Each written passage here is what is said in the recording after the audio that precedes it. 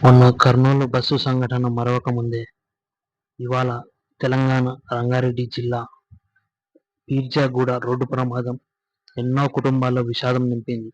కాలేజీకి వెళ్తున్న స్టూడెంట్స్, ఉపాధి కోసం బయలుదేరిన కూలీలు, ఆసుపత్రిలో చికిత్స కోసం బస్సు ఎక్కిన ఫ్యామిలీ, రైలు మిస్సు కావడంతో బస్సు అందుకున్న ముగ్గురు అక్కాచెల్లెళ్ళు, ఇలా ప్రతి ఒక్కరి ఒక్కో కళ. కానీ అవన్నీ ఒక ప్రమాదంతో కలలయ్యాయి. కంకర టిప్పర్ రూపంలో దూసుకొచ్చిన మృత్యువు అందరి జీవితాలకు రాళ్ల సమాధి కట్టింది.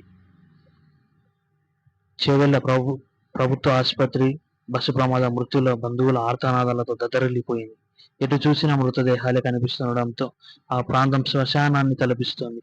ఆసుపత్రిలో సరిపడా బెడ్లు లేకపోవడంతో క్షతగాత్రులను బెంచులపై పడుకోబెట్టి చికిత్స అందిస్తున్నారు. గాయపడిన వారిలో పలువురికి ప్రైవేటు ఆసుపత్రులకు తరలించారు. మరోవైపు మృతదేహాలను పోస్టుమార్టం కోసం ఉస్మానియా ఆసుపత్రికి తరలించారు.